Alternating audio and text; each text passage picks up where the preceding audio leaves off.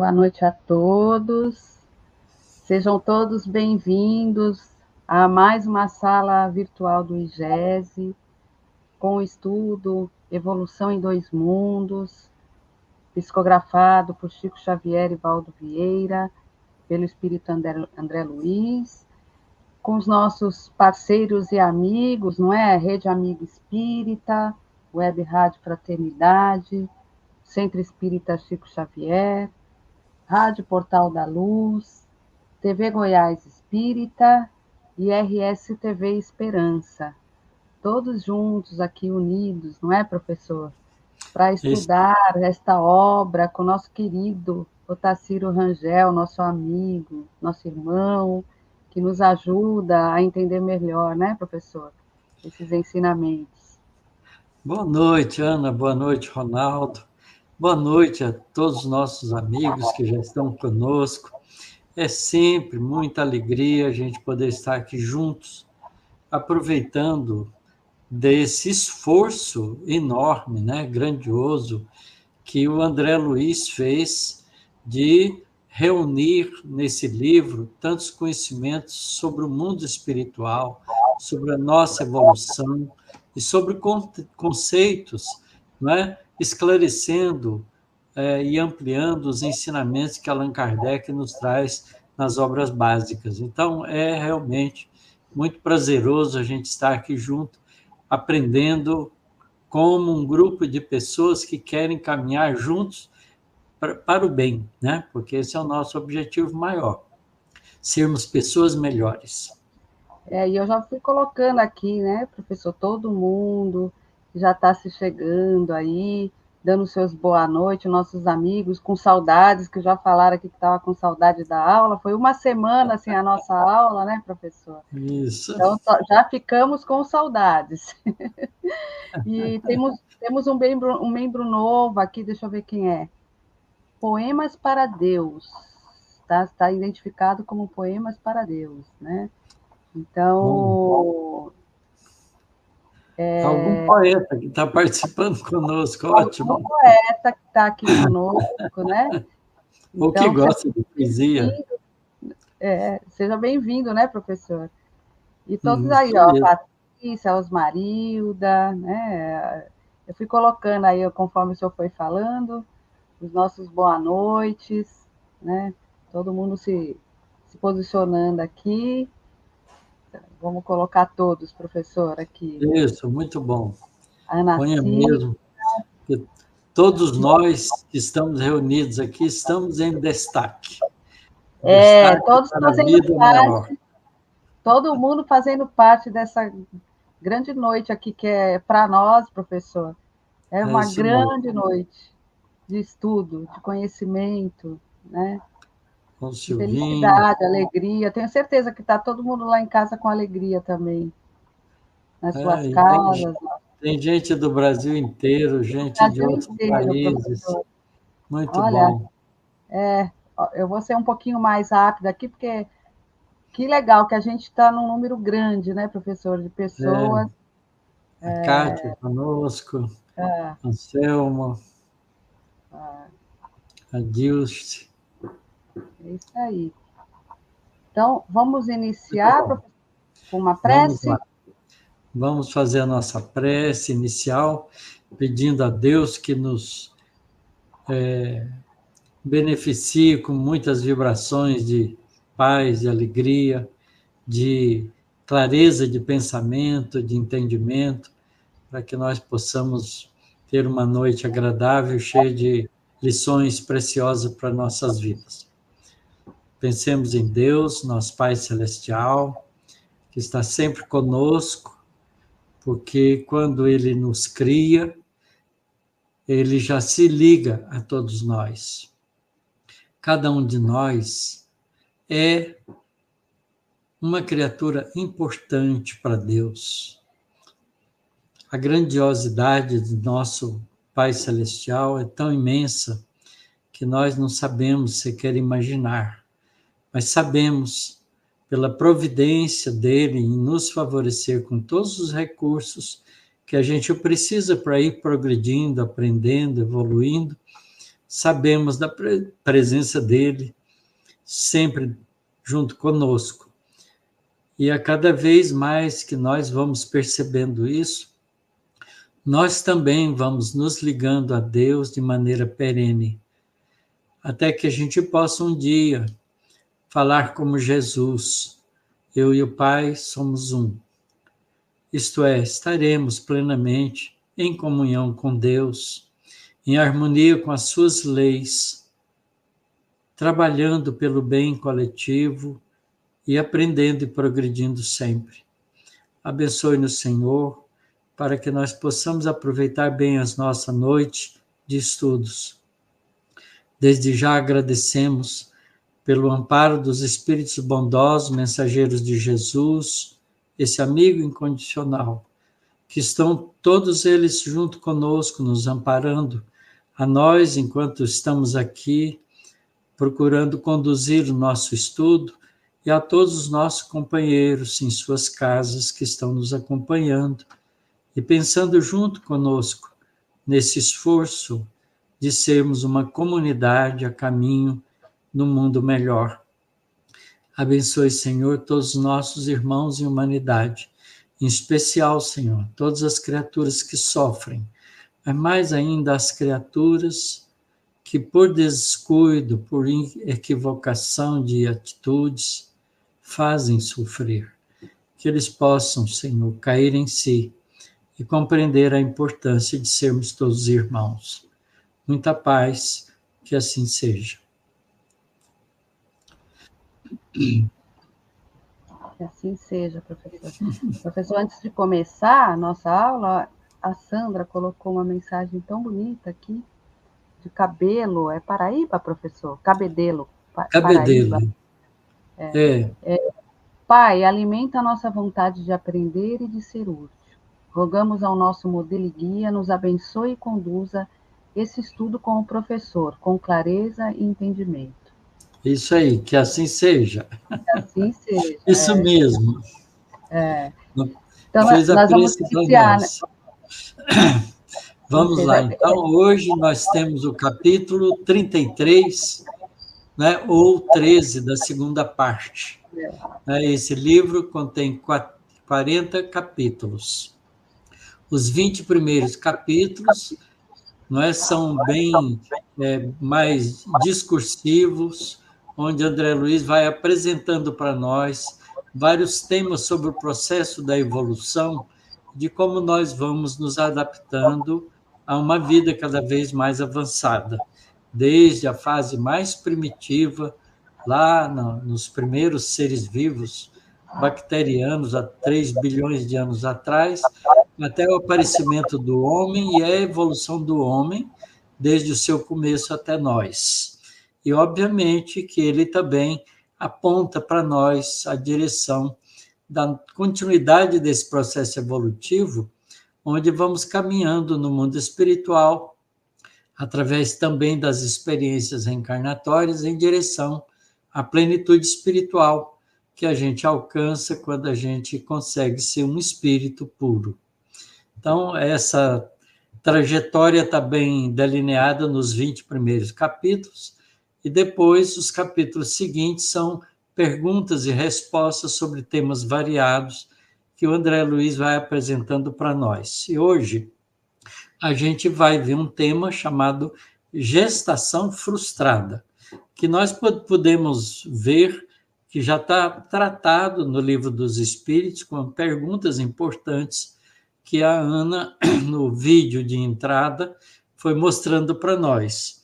Então, é importante que a gente possa compreender que o André Luiz aqui está tentando ampliar o nosso conhecimento sobre esse tema que já está tratado no Livro dos Espíritos.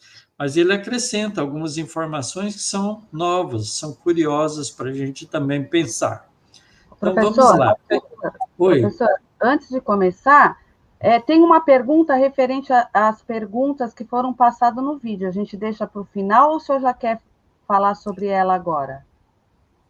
Pode ser, não tem problema não, porque a lição não é grande, né? Então nós vamos ter bastante tempo para conversar. Então, tem uma pergunta aqui do Fran Carlo. Ele colocou assim... Opa, calma aí. Com relação à resposta 344, a união ao ambiente familiar já precede a concepção? 344, vamos lá. Então, lembrando, a 344 em que momento a alma se une ao corpo. Então, veja bem a resposta dos espíritos. A união começa na concepção, mas só é completa por ocasião do nascimento. Obviamente, se começa na concepção, o espírito já está, de alguma maneira, apresentado e relacionado àqueles que vão ser os seus futuros pais. Portanto, ele já tem uma relação familiar, principalmente se a reencarnação é feita com alguma consciência e participação do espírito reencarnante.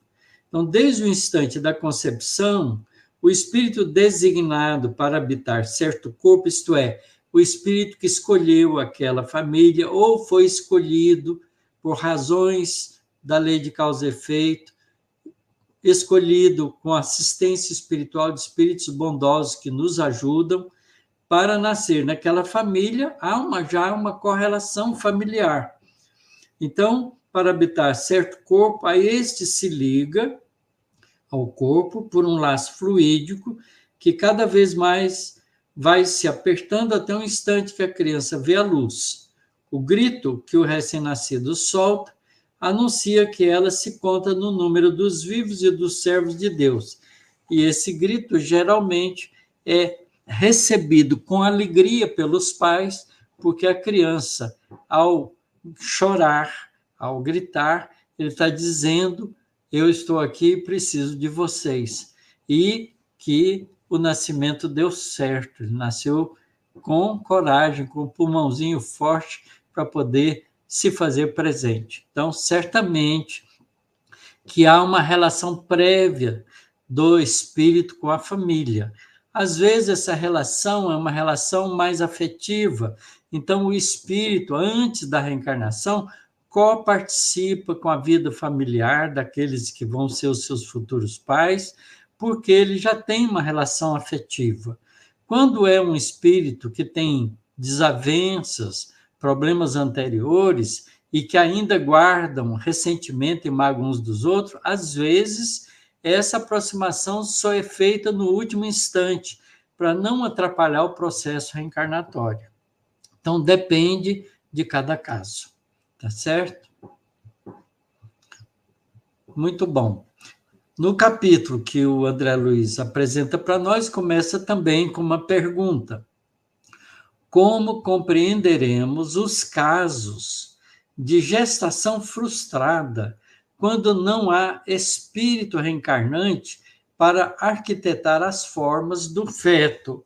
A gente viu, né, que aqui na pergunta 356, que a Ana também apresentou, ele faz a seguinte pergunta: entre os natimortos, alguns haverá que não tenham sido destinados à encarnação de espíritos? Porque antes, Kardec faz uma pergunta, né, que é a 355, diz o seguinte: há de fato, como indica a ciência, crianças que já no seio materno não são vitais. Com que fim ocorre isso? Frequentemente isso se dá, e Deus o permite como prova, quer para os pais do nascituro, quer para o espírito designado a tomar lugar entre os vivos, que nesse caso tem uma tentativa de nascimento frustrada. Começa, mas não vinga. Então, isso acontece com os espíritos, né, que passam por essa experiência por uma razão kármica, uma razão de lei de causa e efeito, provavelmente pelo fato de não ter valorizado a vida anteriormente, muitas vezes ter desprezado e ter alimentado indiferença pela vida, ou mesmo, né, ter se matado, né, tirado a vida através do suicídio. Então, há várias razões que levam o espírito a isso.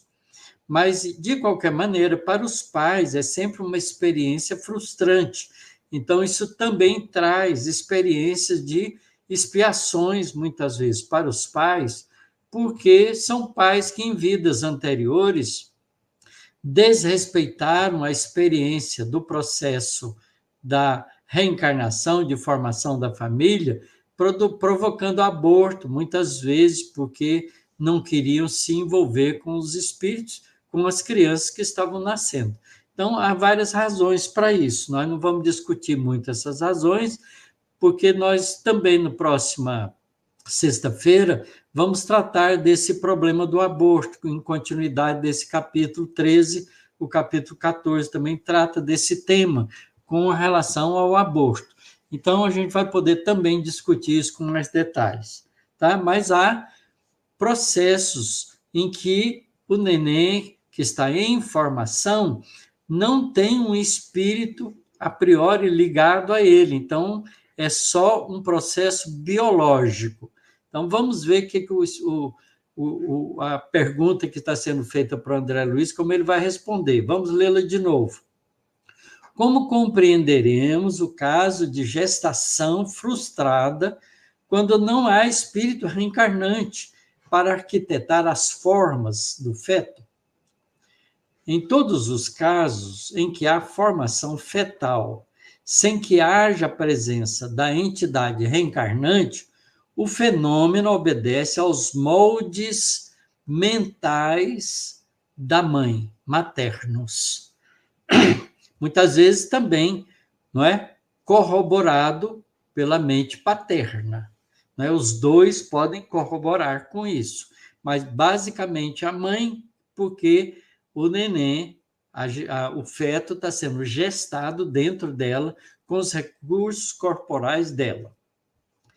Segue o André Luiz ainda dizendo, dentre as ocorrências dessa espécie, há, por exemplo, aquelas nas quais a mulher, em provação de reajuste no centro genésico, reajuste do centro genético, genésico, isso significa que em vidas anteriores ela abusou do sistema genésico por caprichos e interesses outros que não a responsabilidade familiar. Então, ela nutre habitualmente o vivo desejo de ser mãe, impregnando as células reprodutivas com elevada percentagem de atração mental, atração magnética, com seu envolvimento psicoemocional, pela qual consegue formar, com auxílio da célula espermática, o espermatozoide do marido, um embrião frustrado que se desenvolve, embora inutilmente, porque não tem um espírito ligado, na medida de intensidade do pensamento maternal que opera através de impactos sucessivos, condicionando as células do aparelho reprodutor que lhe respondem aos apelos segundo os princípios de automatismo e reflexão. Em contrário, há, por exemplo, os casos em que a mulher, por recusa deliberada à gravidez de que já se acha possuída, expulsa a entidade reencarnante nas primeiras semanas de gestação, desarticulando os processos celulares da constituição fetal e adquirindo, por semelhante atitude, constrangedora dívida ante o destino, porque a posição de não aceitação da gravidez é uma força mental repulsiva para o espírito reencarnar e pode frustrar a reencarnação, porque pode levar à não formação adequada do corpo físico, por razões, né, da mudança biológica imposta pelo pensamento da mãe, e aí o corpo não vinga. Dessa maneira, o espírito, né, pode ficar frustrado com isso, e nesse caso é um aborto intencional, um aborto mental, provocado pela negação de aceitação da gestação, e o espírito pode, que ia tentar reencarnar, pode perdoar ou não. Se ele perdoar, né, não cria um problema de processos de vingança. Mas se ele não perdoar, ele vai querer tirar forra com a mãe e pode virar um espírito obsessor dela. Mas aqui, o caso primeiro é o caso da mãe que quer muito engravidar, quer muito ter um filho, mas ela quer muito porque ela tem um problema de consciência, não é? Porque ela, em outras vidas, ela repeliu a vida maternal. Ela não quis a vida maternal por várias razões que não vêm ao caso, mas muitas vezes por vaidade, muitas vezes por dificuldade, muitas vezes por interesse próprio, muitas vezes porque vivia numa família cheia de problemas. Então, há muitas razões para levar uma mãe a não querer o filho. Mas, quando ela faz isso e aborta, ela cria dificuldades para a próxima encarnação, porque cria um problema de lei de causa e efeito, um problema de responsabilidade consciencial.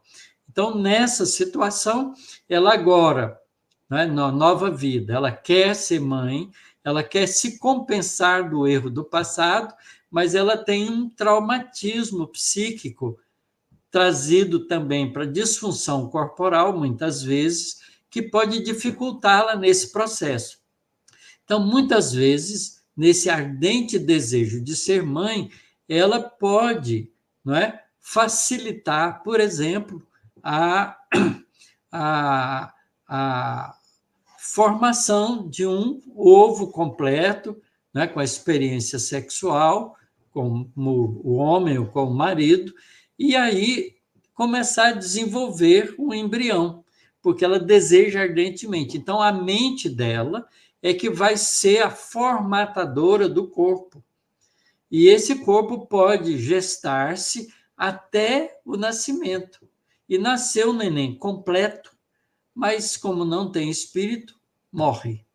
Ele só tem a vida vegetativa enquanto está ligada pelo cordão umbilical ao organismo da mãe.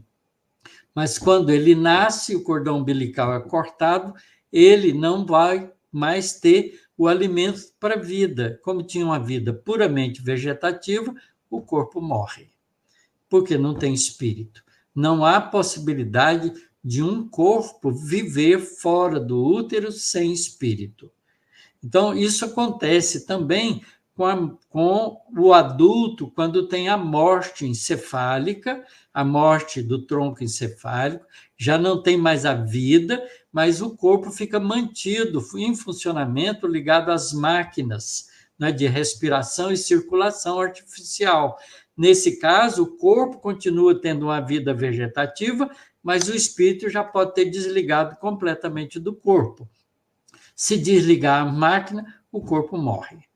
Certo? Então, são situações, do ponto de vista da vida, análogas, porque o corpo físico não pode existir, não pode ter vida própria sem a presença de um espírito. É o espírito que dá a vida, mantém, faz a manutenção da vida no corpo biológico. Portanto, nesse caso, a gente tem uma gestação puramente vegetativa, não é? Não há espírito ligado. Então, é isso que o André Luiz está explicando para nós.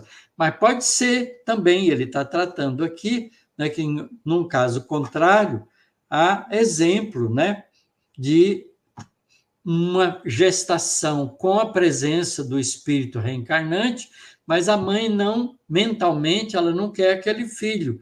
E ela faz tudo para aquele filho, né, não vingar. Ela só não tem coragem de fazer uma agressão mais violenta, provocando o aborto, mas mentalmente ela está criando uma força negativa na direção da aceitação daquele espírito que vai nascer. Por essa razão, ele pode ter uma formação também frustrada e não nascer. Tá certo? Nascer um corpo incompleto, ou com deficiência, ou mesmo, né, morrer antes de ser completado, porque o espírito, não aguentando a pressão, ele é repelido, né, e acaba frustrado com isso. dependendo do estado do espírito, ele pode perdoar a mãe, tentar mais tarde convencê-la e tentar de novo, se ele necessita nascer por ela, ou pode ficar, né, muito aborrecido, se não tem ainda a capacidade do perdão, ele pode participar a partir daí da vida familiar, obsediando a mãe, prejudicando-a porque não o aceitou como um filho que ele precisava da reencarnação. Então, várias dessas situações podem ocorrer numa experiência desse tipo. Então, é um caso delicado, de qualquer maneira, é uma situação delicada. Mas pode haver formação biológica, porque todas as informações genéticas estão nos cromossomos do pai e da mãe. E a alimentação para o crescimento, para a formação do corpo, é mantida pelo desejo da mãe. A mãe é que formata o embrião, nesse caso, em vez de ser o espírito reencarnante que vai formatar para ele um corpo próprio para ele. Nesse caso, não é? O corpo vai ser formatado pela mãe, mas vai nascer e morrer, porque não tem espírito ali para alimentar a vida, a continuação da vida. Então, essa é a colocação que está nesse capítulo do André Luiz. A gente pode conversar a respeito, porque suscita na gente muitas dúvidas, muitas perguntas que a gente pode ir conversando a respeito. Vamos lá. Professor, enquanto as perguntas vão chegando, eu tenho uma pergunta. No caso tem também o caso dos espíritos que desistem, ficam com medo da encarnação também e acaba, né, indo embora, né? Isso. E aí a gestação não vai para frente também. Mas no caso dessa ligação ainda não ser completa até o momento do nascimento, se um espírito tem uma índole boa, ele continua trabalhando até o momento de realmente chegar ali à encarnação, né, professor? Ele vai tentar de tudo que ele pode, né? É como a gente que vai fazer um projeto e encontra dificuldades no projeto. A gente vai fazer o esforço possível para fazer aquele projeto dar certo. Mas pode não dar certo, tá certo? Então, é claro que se há um espírito que se ligou ao ovo fecundado, como a gente viu na pergunta primeira, né? 450, 440 e poucos, 444, 344. Na pergunta 344. Se o espírito se ligou ali, né, ele vai fazer todo o esforço para nascer. E ele sempre tem a ajuda de outros espíritos bondosos que o ajudam, que o assistem nesse processo de nascimento. O nascimento, a reencarnação, é sempre uma experiência quase sempre assistida por espíritos que gostam da gente, que querem o nosso bem e que nos auxiliam, os nossos anjos da guarda, porque aquela vida, aquela encarnação é importante para o nosso progresso espiritual. Então, tudo vai ser feito para dar certo. Mas se a mãe se nega mentalmente, pode não dar certo. A outra coisa é que, como você citou, se o espírito, no momento do processo da gestação, ele começa a ficar ansioso e com medo de falhar no projeto que ele planejou, ele pode fugir, né? Se recolher, e aí pode gerar uma gestação frustrada também, porque nesse caso, ao ele se afastar do corpo, se desliga dele, e aí o corpo já pode não nascer mais.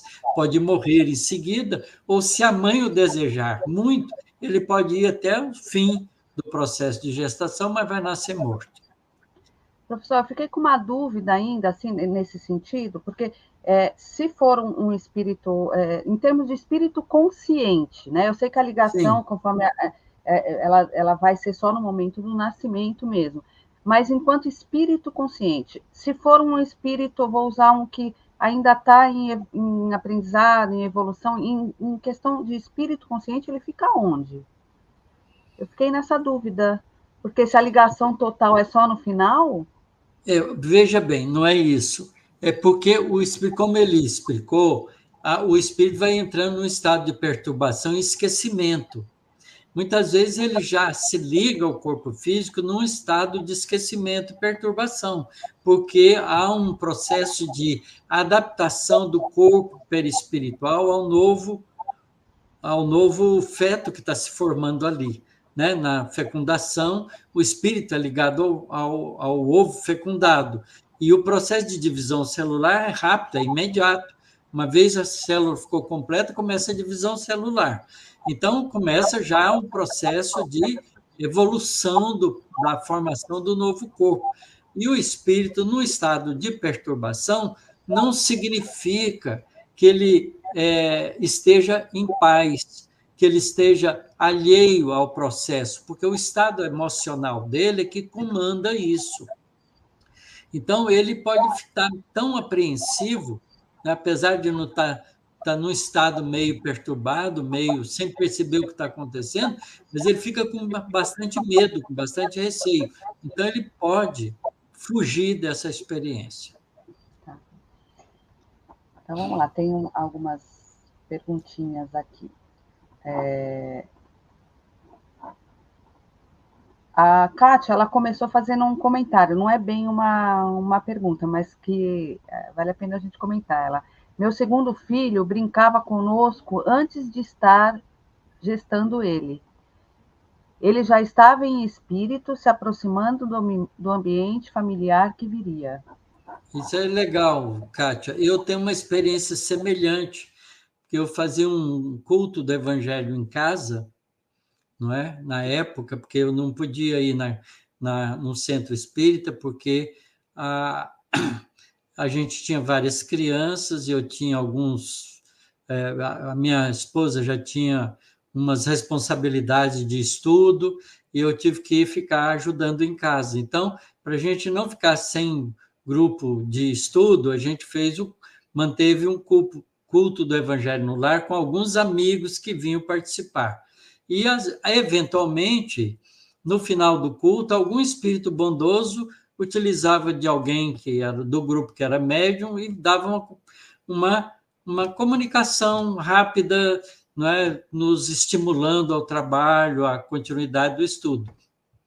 E nesse processo, logo depois que nasceu a minha quarta filha, né, porque eu tenho 7 filhos, quando nasceu a minha quarta filha, logo depois veio um espírito nessa reunião dizendo que ela era amiga daquele espírito que tinha nascido e que ela ia nascer também entre nós. Um ano e meio depois, ela nasceu entre nós. Certo? Então, a gente já teve. Então, ela coparticipava de alguma maneira com a nossa vida familiar também, porque era um grupo de espíritos que estavam interrelacionados. Então, isso pode se dar mesmo. A Andréia, professor, Andréia Correia, colocou assim: de acordo com a lei de causa e efeito, ela danificara o perispírito para a próxima encarnação? Danificará, eu acho. O perispírito para a próxima encarnação ou fica registrado na mente? Olha, deixa essa pergunta aí, porque ela é muito boa. Para a gente deslindar, tirar de vez por todas essa dúvida. O perispírito não é independente da mente. O perispírito é um corpo formado pela mente, pelo ser espiritual. Portanto, se a mente está desajustada, ela também desajusta o corpo espiritual. Quando o indivíduo faz uma coisa que fica com um problema de consciência, ele desorganiza a sua estrutura perispiritual, que é um corpo que obedece à mente, de maneira tal que transfere para o corpo aquele desajuste mental. Do mesmo jeito, Andréia, que se você ficar pensando que você está doente, você fica doente, porque o corpo adoece com a força da mente. Essas doenças são chamadas doenças psicossomáticas. Ora, se o corpo físico, que é muito mais duro, mais demorado de sofrer a ação do corpo da mente, porque é um corpo pesado, vamos dizer assim, o corpo perispiritual, que é muito plástico e ágil, ele fica modificado rapidamente com a ação mental do espírito. Portanto, quando o indivíduo faz uma coisa qualquer, violando as leis espirituais que nos governam, ele gera nele mesmo um desconforto psíquico, e esse desconforto psíquico altera os centros de força do corpo perispiritual, desarmonizando ele, de maneira que quando ele vai reencarnar, ele vai levar essa desarmonização, porque ele continua com a mente doente, para a formação do corpo biológico. É uma sequência natural.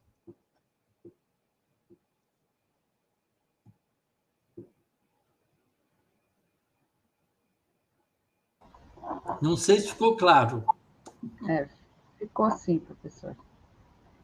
A Marlise, ela perguntou assim, professor, quando o bebê nasce e não chora, por que bate, acho que é no bumbum do bebê? Na verdade, o choro não é pelo choro, é pelo processo respiratório. Porque para chorar, a criança tem que encher o pulmão e esvaziar com funcionamento das cordas vocais. Então, é o ato de respirar que é importante nesse processo. Então, o médico, quando não percebe que a criança está respirando, dá uns tapinhas no traseiro dele para que ele possa reagir a isso e respirar. Tá certo? Então, não é o choro propriamente que é importante, é o ato de respirar. Tem criança que não chora, mas respira. Claramente está respirando e o médico que está examinando, que está recebendo a criança ali, fica feliz porque a criança está mostrando que está viva, que está num processo respiratório normal. Hoje em dia, então, é muito comum isso, porque nunca nasce uma criança num dado hospital, qualquer que seja ele, que não tem um pediatra de plantão assistindo o nascimento e cuidando do bebê logo em seguida. Nós temos 2 comentários que enriquecedor aqui, né, professor, de livros que ensinam isso que o senhor está falando também, que a Kátia, que falou do Missionários da Luz, né, da encarnação do Sigismundo, né? Sigismundo, né? Eu acho que é isso mesmo. A reencarnação de Sigismundo. São 2 ou 3 capítulos falando sobre o processo de preparação, da aproximação do espírito com o pai e a mãe. O pai rejeita, a mãe não, mas tem dificuldade, então tem que ter encontro no mundo espiritual para harmonizar os sentimentos deles. Aí, então, o processo da reencarnação começa a se dar. Então, é muito interessante porque a gente vê todo o planejamento reencarnatório, aproximação da família e o efeito do desenvolvimento durante o processo reencarnatório. Então, é muito legal esse livro, Missionários da Luz, de André Luiz, porque ele detalha uma reencarnação programada, mostrando como é que funciona. E depois, no capítulo seguinte, ele mostra uma reencarnação frustrada pelo não desejo da mãe que provoca um aborto. Então, ele mostra todos os aspectos espirituais envolvidos nas 2 situações.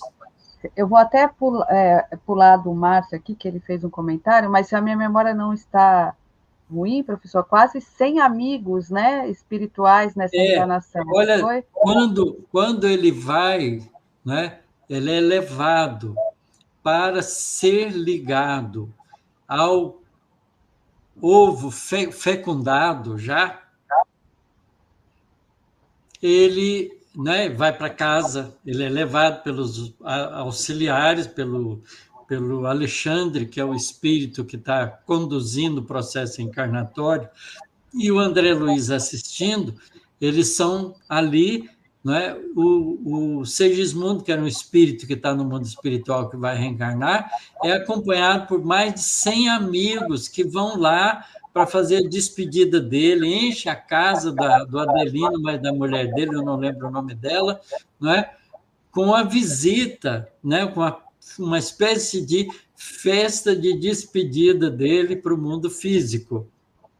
Aí, então, né, depois das despedidas normais, tal, ele tem o corpo perispiritual dele reduzido, né, trazido a um tamanho pequeno para poder se ligar ao ovo fecundado, que já estava no processo, começando os processos de divisão celular, e ele, então, reencarna. Começa o processo da ligação, da reencarnação ali. Com o corpo que ele precisa, né, professor? Aí ele vai gerar o corpo, ele vai conduzir a formação, né, todas as modificações genéticas necessárias para fazer o corpo adequado para ele. Tá certo? Então, tudo é planejadinho direitinho. E na sequência disso, né, que começaram a falar do Sigismundo, a Sandra ela tem uma pergunta. Ela fala assim, professor, todos os espíritos reencarnantes têm a ajuda de espíritos construtores, como no caso do Sigismundo? Não, isso varia de espírito para espírito. Todos os espíritos que vão reencarnar com alguma consciência, que tem um propósito planejado para aquela encarnação, tem assistência espiritual. Quando a reencarnação é uma reencarnação puramente de continuidade, ou mesmo de internação de um espírito que precisa do corpo para fazer reequilíbrio dele mesmo, então, muitas vezes o espírito é trazido dormindo, não participa da experiência, não é? Ele é reduzido e ligado ao corpo, ao ovo fecundado, para ele, com a presença dele, formatar o corpo que ele precisa ali com aquela informação genética oferecida pelo pai e pela mãe. Nesse caso, é quase um processo automático, mas sempre tem alguma ajuda espiritual. Os processos reencarnatórios, quase todos são assistidos, pelo menos a ligação inicial e o acompanhamento até o final do nascimento. Sempre tem espíritos bondosos ajudando. A gente sempre tem ajuda espiritual, mas essa ajuda é efetiva quando a reencarnação tem um planejamento com a participação do espírito reencarnante. O Márcio Felipe, que falou que está com saudade do senhor, que está aqui de Santos, ele falou, saudade de ti, Otatílio, que eu coloquei antes esse comentário. Obrigado, Márcio, um abração para você, eu também, viu? Ele disse assim, o modelo organizador biológico de Hernani Guimarães Andrade ajuda a entender muita coisa dos ensinamentos do Otacílio. Muito obrigada. Ajuda sim, mas a gente tem que lembrar que há uma correlação bionívoca, uma pista de duas mãos, ida e volta, entre o perispírito e o corpo biológico, não é? Porque o corpo biológico também formata, de certa maneira, o perispírito. Por exemplo, o corpo espiritual meu, da minha encarnação anterior, não tinha a formatação desse corpo físico de agora. Portanto, eu tive que adaptar a minha realidade perispiritual a esse novo corpo, que tem uma nova genética, diferente da vida anterior. Portanto, também o corpo influi sobre o perispírito. É uma relação de interação. O espírito modela o corpo e o corpo modela o espírito, de alguma maneira, tá certo?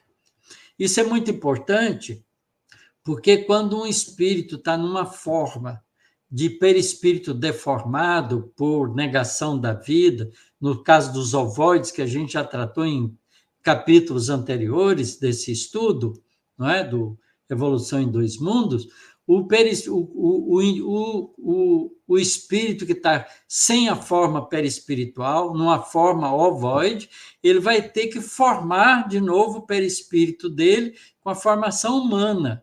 Então, ele vai precisar da reencarnação como um modelo que vai organizar de volta o corpo perispiritual dele. Então, também o corpo modela o espírito. Então, tanto o corpo espiritual modela o corpo físico, quanto o corpo físico modela o corpo espiritual. É uma correlação. Eles foram evoluídos junto, como a gente viu no livro no Evolução em Dois Mundos, nos primeiros capítulos que a gente estudou, né? A gente foi vendo que esses dois corpos foram sendo formados simultaneamente, um influenciando o outro. A Ana Cíntia, professor, falou assim: no caso de inseminação, esse espírito escolheu essa mãe e especificamente pediu para nascer nessa circunstância? Olha, na verdade, há uma razão sempre para um espírito se submeter a uma experiência de inseminação artificial. Tá certo? É bom a gente lembrar isso, porque a gente acha que essas experiências são meio fortuitas e o espírito caiu ali de paraquedas. Não é bem assim. As nossas famílias na Terra guardam uma relação espiritual de longas datas. Nós já tivemos milhares de encarnações. Nós somos agrupamentos espirituais vários, diversos, interrelacionados em múltiplas existências.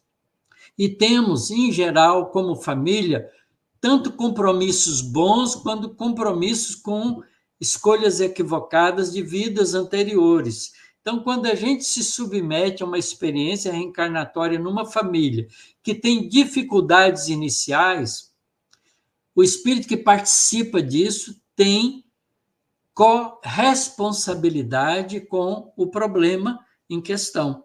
E por isso ele se submete, né? Porque ele também quer se recompor diante das leis de causa e efeito e se sentir pacificado na sua consciência.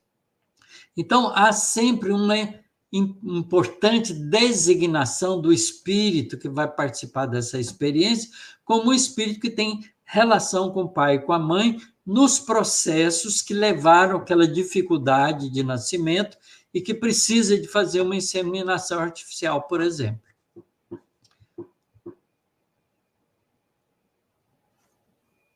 Som.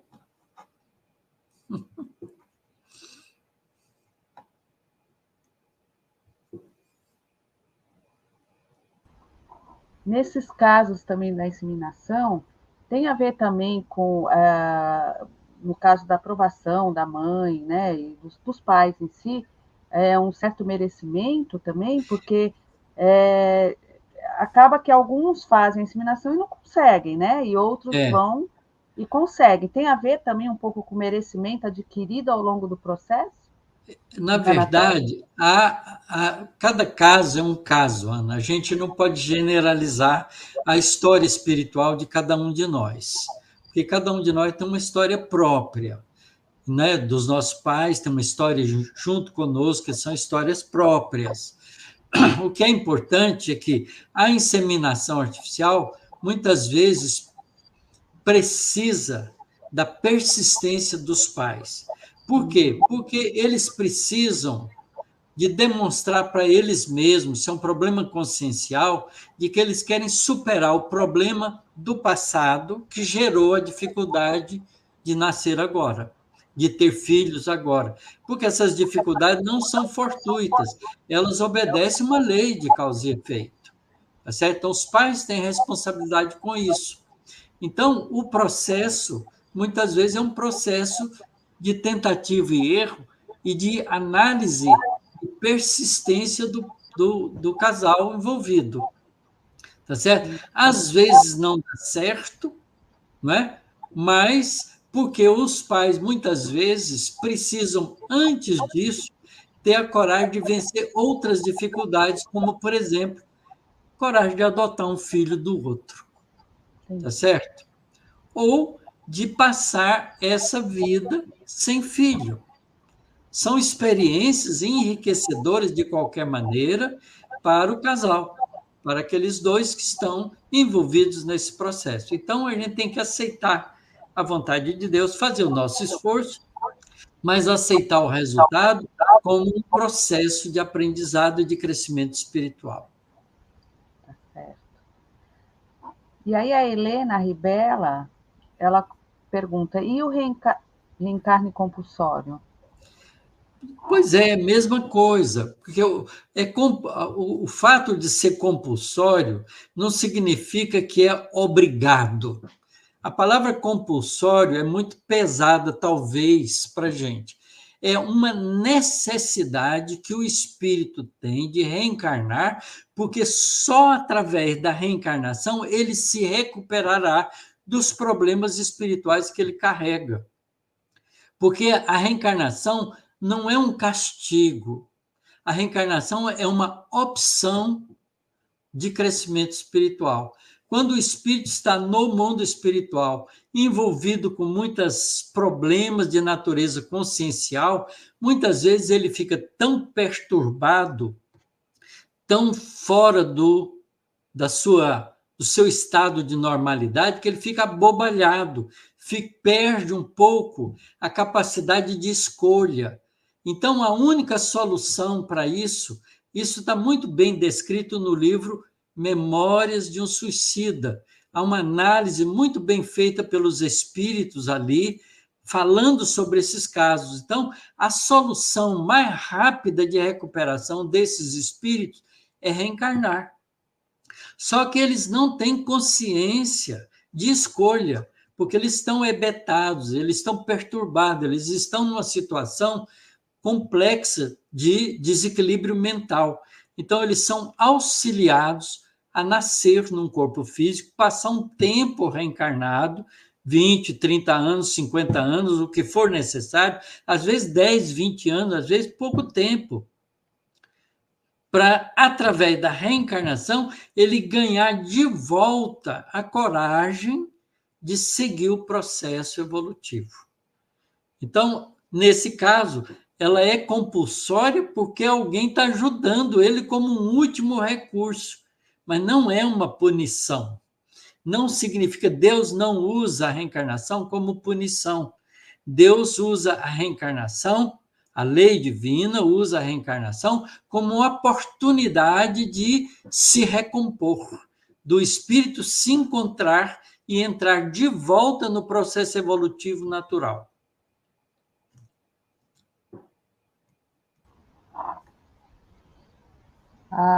O José Aristide, ele coloca assim, uma dúvida. Não havendo espírito vinculado ao corpo, temos a gestação frustrada.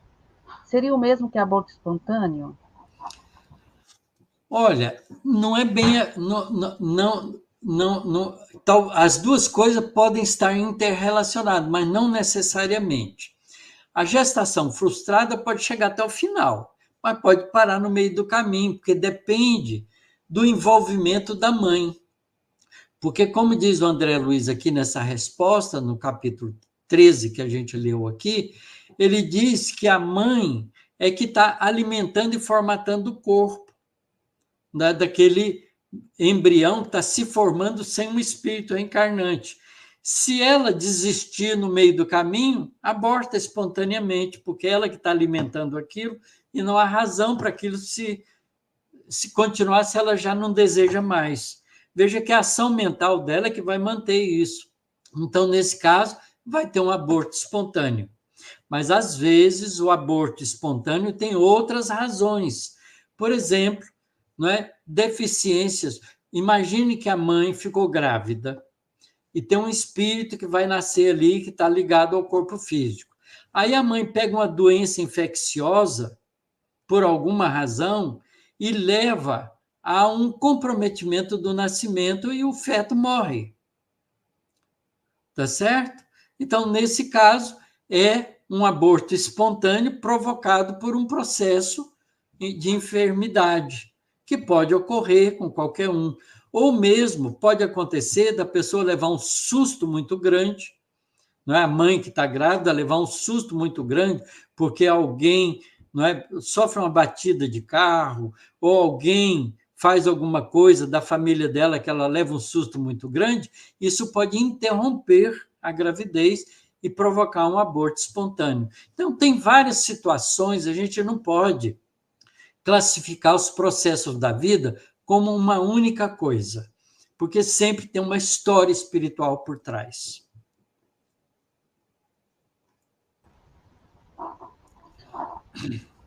Boa noite.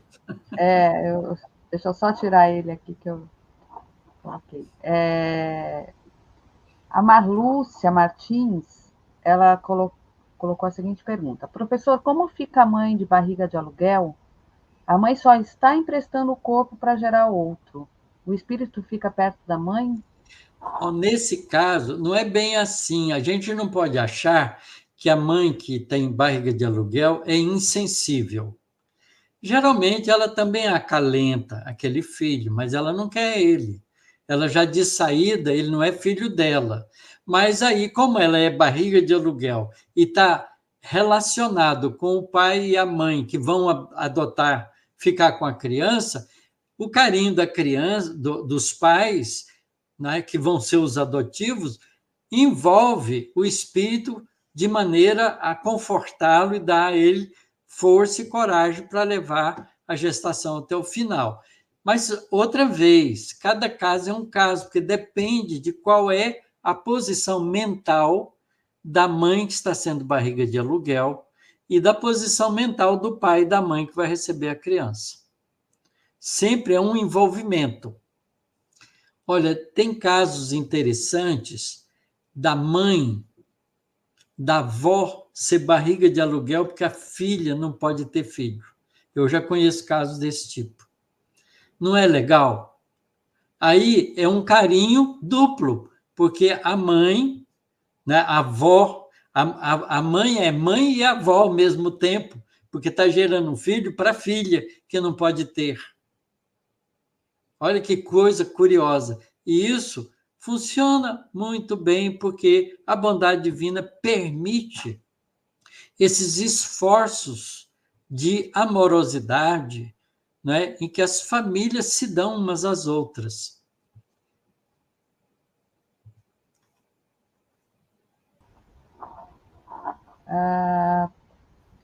A Helena Ribella, ela colocou assim: Estive grávida e no terceiro mês sofri um aborto espontâneo e o médico justificou que não havia embrião. Isso é possível? Não havia embrião, não. Ele pode dizer que o embrião morreu, mas que não havia embrião, então não houve gravidez. Se não há embrião, não há gravidez. Não é? Porque o embrião é o ovo fecundado que nidou no útero, fez uma placenta e está desenvolvendo como um feto. Então, se o feto não vai em frente, aborta, tudo aquilo vai ser expelido do útero materno.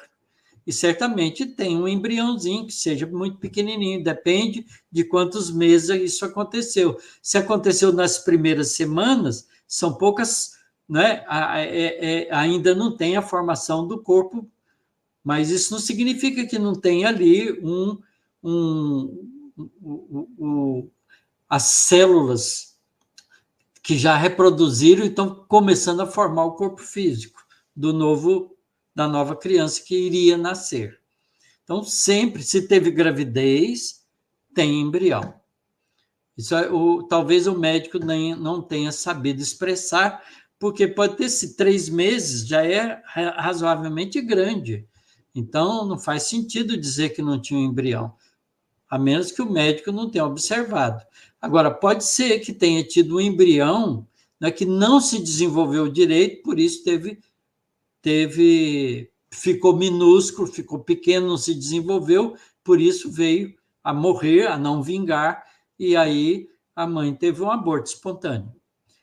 Quer dizer, não faz sentido dizer que estava grávida, teve um aborto espontâneo e não teve feto. Isso não faz sentido. Professor Maria das Graças, ela disse assim: Professor, eu tive 3 abortos espontâneos e depois 3 que nasceram. Será que são os mesmos? Gratidão. Não necessariamente. Às vezes, o espírito que vai te treinar no processo da reencarnação, nas 3 tentativas que você fez, era um espírito que precisava da experiência de frustração do nascimento. E depois ele pode ter aproveitado essas experiências e se libertado disso. E aí os outros aproveitaram que o caminho já estava preparado e nasceram. porque são 3 filhos diferentes que você teve.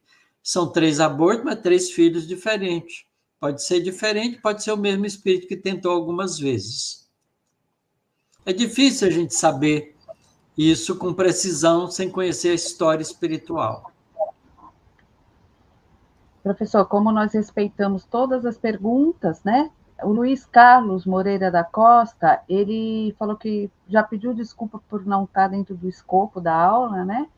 Mas ele Sim. pergunta assim: boa noite, descobri essa série ontem e já estou em imersão. Considerando a formação do professor, gostaria de tirar uma dúvida.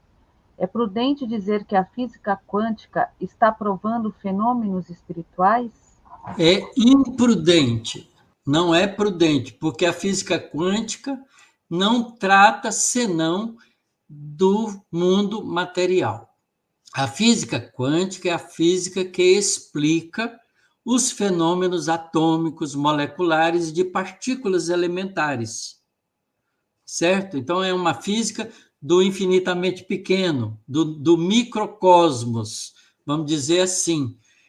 Mas ela trata de átomos, de moléculas, de partículas que constituem a estrutura atômica, cuida da análise da radiação eletromagnética como fótons. O modelo de fótons é quântico, é da física quântica, mas ela não.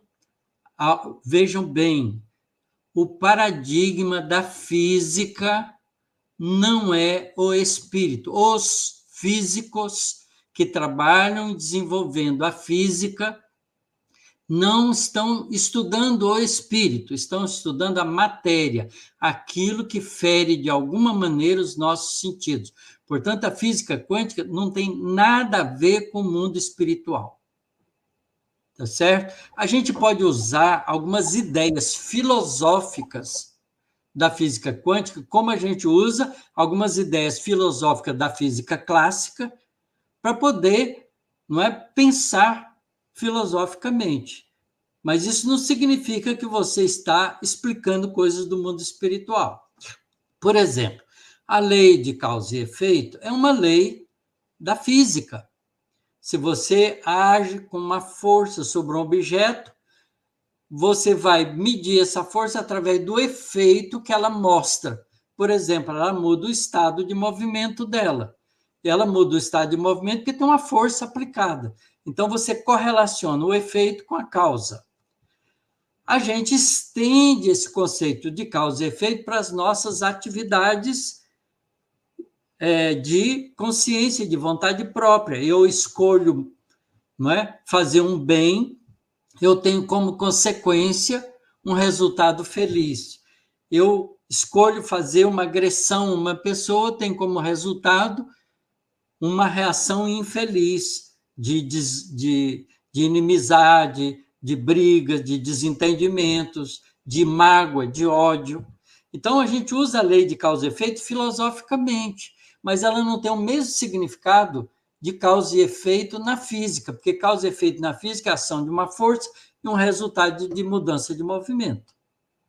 Tá certo? Então, a gente pode usar os conceitos da física quântica também para as coisas espirituais, mas isso não significa que a física quântica está explicando o mundo espiritual, não. Tem nada uma coisa a ver com outra. E na sequência, né, posterior a essas perguntas, ele tinha colocado assim: a pergunta está falando de mola hidatiforme? Não sei Então, o que eu é não isso. sei que pergunta também é. Também não sei o que é mole datiforme. Nunca ouvi falar isso. Então tá aqui, viu, Luiz Carlos?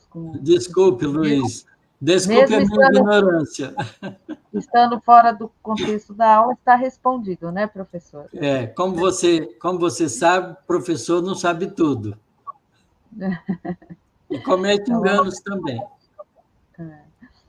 a Andréia Correia ficou incompleta, mas acho que dá para entender aqui.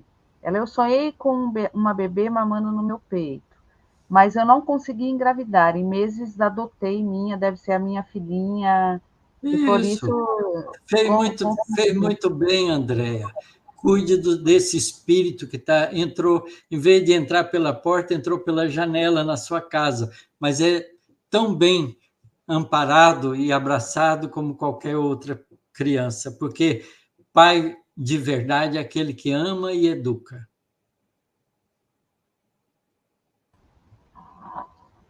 É como o senhor falou, né, professor? Cada caso, estou aguardando que venham mais perguntas aqui, que as perguntas encerraram.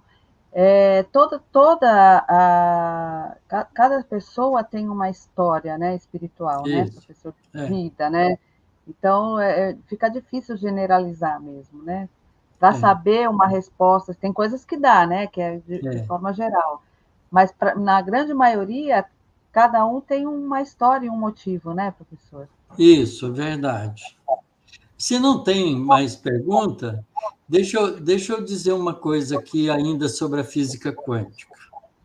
Se nós soubéssemos de que é feito o fluido cósmico, que ainda não foi descoberto pela ciência, a gente talvez pudesse, fazendo experiência com fluido cósmico nos laboratórios de física, testar se a física quântica se adapta a ela ou não. Mas como a gente não tem noção ainda do que é o fluido cósmico, que é feito perispírito, o perispírito é feito de modificações do fluido cósmico. Portanto, a gente não sabe qual é a física que explica o fluido cósmico, que ainda, no dizer dos espíritos, é um elemento primordial da matéria, mas ela não está descoberta pela ciência. Portanto, a gente não sabe se a nossa física se aplica a ela. Tá certo? Quando eu passar para o mundo espiritual, eu vou tentar estudar isso do lado de lá. Se me permitirem, se eu tiver em condições espirituais para fazer isso. E aí, então, a gente vai poder saber. Então, essa física, querer explicar o mundo espiritual pelo mundo material, é uma ação precipitada. O mundo espiritual é diferente do mundo material, porque o mundo espiritual não é feito de estrutura atômica da matéria. Não é feito de átomos de hidrogênio, hélio, oxigênio, nitrogênio, tá certo? Carbono, nada disso. Ele é feito de um fluido que a gente não sabe o que é, porque ele não é percebido pelo nosso corpo físico, pelos nossos sentidos, nem é percebido pelos nossos instrumentos de medida. Portanto, a gente não pode dizer que o eletromagnetismo explica o corpo espiritual, que a força gravitacional explica o corpo espiritual, que a força atômica explica o corpo espiritual, porque ele não sabe o que é feito o corpo espiritual. O perispírito é feito de fluido cósmico, que é nossa ignorância. Então, nós não devemos confundir, achando que a física vai provar o espírito. Quem vai provar o espírito é ele mesmo, porque a gente vai se descobrindo o espírito em nós mesmos, porque a experiência de desencarnar, voltar para o mundo espiritual, se sentir inteiro, se sentir vivo, se sentir a si próprio, é a melhor garantia de que nós temos de que o espírito é uma realidade diferente do mundo material. Então, vamos com calma, não é? Com essa precipitação de achar que a ciência vai provar o espírito. Não é? Nós vamos provar o espírito porque nós somos espíritos, e vamos provar isso para nós mesmos, porque nós somos espíritos. Professor, tinha algumas perguntas aqui que não estava atualizando, mas, Ana, já consegui achar sua pergunta aqui. Que ela falou, Ana, eu fiz pergunta. Ana Cinta, não me achará. Então, vamos lá. Pode falar, professor? Pode, claro. Quando a mãe busca um doador, produção independente, fico pensando nesse espírito reencarnante. Em relação ao pai, esses espíritos, pai, mãe e filho, qual será o vínculo entre eles? Pois é, essa história é assim. A gente tem que ver que se um filho se um espírito vai nascer de uma mãe que adquiriu o esperma num banco de esperma, sem saber quem é o responsável, o espírito está fazendo isso porque tem uma ligação muito forte com a mãe e não se importa nessa encarnação de ter um pai, porque ele precisa da encarnação junto com aquele espírito mãe. E se não deu certo de outra forma, ele se submete a isso por necessidade evolutiva. Tá certo? Isso é que é importante a gente entender, porque um espírito não vai se submeter a isso se ele não precisa dessa experiência. A gente não é obrigado a fazer o que a gente não quer. Deus nos deu livre-arbítrio e respeita o livre-arbítrio em nós. E não tem pressa de nos cobrar a evolução, porque ele sabe que cedo ou tarde a gente vai ser um espírito angelical. Porque esse é o grande destino de todos nós. Portanto, as experiências a qual nós nos submetemos são escolhas nossas. Nós temos a liberdade de escolher essas experiências, porque elas são importantes para nós. Então, o espírito aceita uma mãe independente, independente entre aspas, né? Porque ela é independente entre aspas. Porque pode ser até que mais tarde ela encontre o pai por uma necessidade de reencontro de espíritos. E no exame de DNA pode esbarrar com o pai alheio, o pai anônimo, o pai que ficou fora. E aí uma vida de relação começa a aparecer. Se for necessário, a história espiritual nossa nos levará a isso. Portanto, é escolha. A gente tem que entender que nós somos espíritos com liberdade de escolha e com responsabilidade pelas escolhas que a gente faz. Professor, agora tem alguns comentários e algumas perguntas, e a gente vai precisar ser um pouco mais rápido, porque nós temos 13 minutos, mais ou menos, para poder encerrar, né? É isso, A 12 Diná minutos. falou assim: mães que recusaram a gravidez no passado e geram com inseminação artificial, como fica a culpa do passado? A culpa é um problema de consciência. Quando ela, nesse esforço, né, de ter o filho, ela está se completando, porque quando ela consegue, ela se sente realizada. E aquele sentimento de culpa arrefece no seu interior e ela está se compensando pelo esforço que ela está fazendo agora de ser mãe. Né? Ser mãe, ser pai. O pai participa dessa história sempre. Então, é importante que a gente entenda que a culpa não está fora da gente, está dentro da gente. A culpa é nossa, nós, como seres que fizemos escolhas inadequadas em vidas anteriores. Então, quando a gente faz alguma coisa que compense aquilo e que tira da gente o peso do erro, a gente se tranquiliza. É por isso que Jesus ensinou a gente a pedir perdão. Quando a gente faz uma coisa errada, a gente tem que pedir perdão.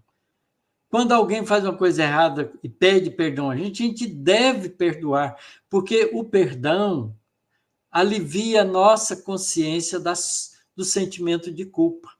Porque o sentimento de culpa é uma cobrança que nós fazemos de nós mesmos. Quando a gente acha que compensou aquilo e que ficou tranquilizado, a culpa desaparece. E eu vou falar vários comentários, professor, que vai, no final, ele diz respeito à mesma coisa, tá? Uhum.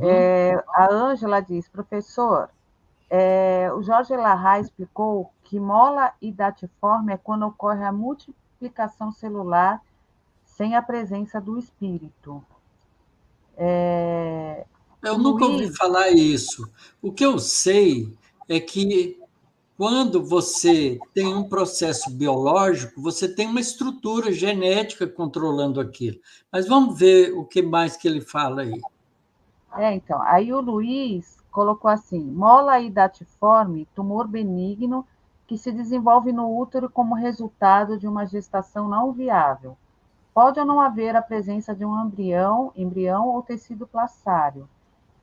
E a Patrícia Otaviana fala assim: gravidez sem embrião é a mola hidatiforme. É tipo um aglomerado de células no útero. Pois é, mas não é um aglomerado qualquer, porque ele está formatado pelo sistema genético e impulsionado pelo modelo mental que a mãe está fazendo. Então, não é disforme. Vai nascer um neném. Ele vai nascer com a forma humana. Isso está armazenado na estrutura genética que o espírito, se tiver presente, utiliza para fazer os detalhes da sua representação. Tanto é que você, quando pega gêmeos univitelinos de placenta única, eles são fisicamente parecidos, mas são diferentes. A impressão digital de cada um é diferente da do outro. Você começa a perceber diferenças na própria aparência de alguns detalhes, porque cada espírito imprimiu naquela estrutura genética a sua presença, o seu eu, tá certo? Então, eles não são idênticos, eles são parecidos, mas a estrutura genética é a mesma, porque veio de um ovo fecundado que se dividiu em dois e passou cada um deles a ter um espírito para desenvolver, porque as duas células, quando dividem, são idênticas. As primeiras divisões celulares do ovo fecundado são idênticas. A diferenciação celular só vai dar um pouco mais tarde. Então, durante essa divisão celular, quando a primeira divisão celular ocorre, que uma célula virou dois espíritos são ligados ali, e eles vão formar dois corpos muito semelhantes, mas com as diferenças características de cada espírito. Então, é importante a gente entender isso, que quando não tem um espírito, a formatação é dada pela mente da mãe, que está dirigindo o processo genético, porque ela que quer o filho, ela que quer aquele filho daquele jeito que ela quer, ela vai formatar o corpo na forma que ela imagina. A mente é uma força poderosa que a gente ainda não sabe analisar. Portanto, não é uma massa disforme. O tumor é uma massa disforme, porque o tumor ele é uma coisa diferente. Ele não está obedecendo uma regra biológica, ele está formando uma excrescência ali. Então, ele é informe.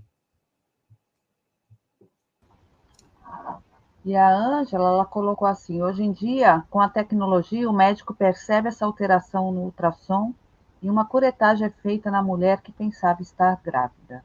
Sim, mas então, nesse caso, não é uma gravidez, é um tumor que se desenvolveu ali. É bem compreendido, não tem gravidez. O José Aristide disse assim: mas, Otacílio, apesar das várias situações espirituais que há por trás e que levam ao aborto espontâneo, acredito que o casal, em querendo a gestação, haverá a gestação frustrada. Não entendi muito bem o que ele está dizendo, mas vamos ler de novo.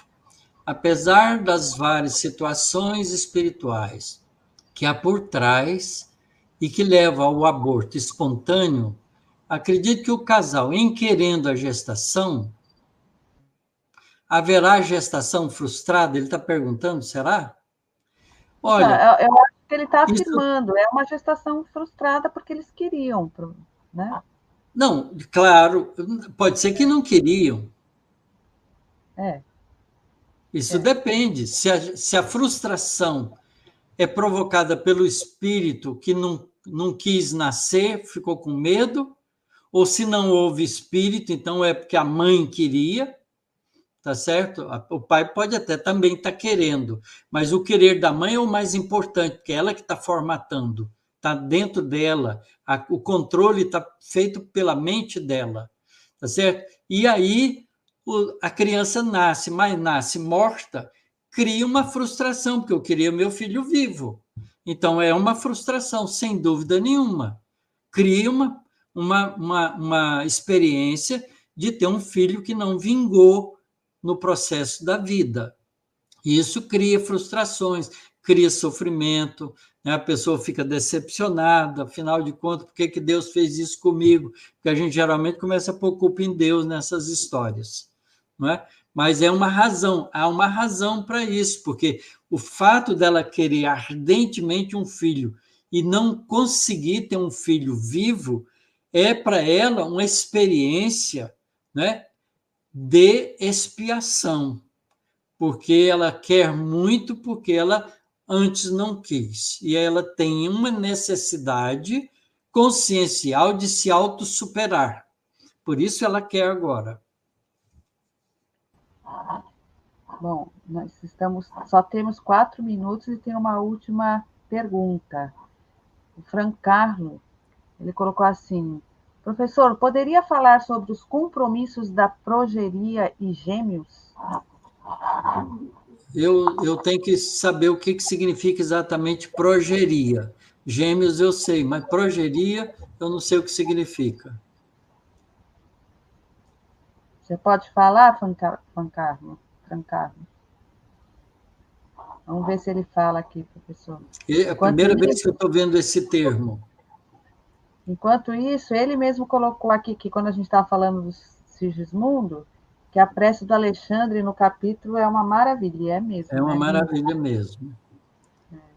Vamos ver se ele falou aqui alguma coisa. Peraí.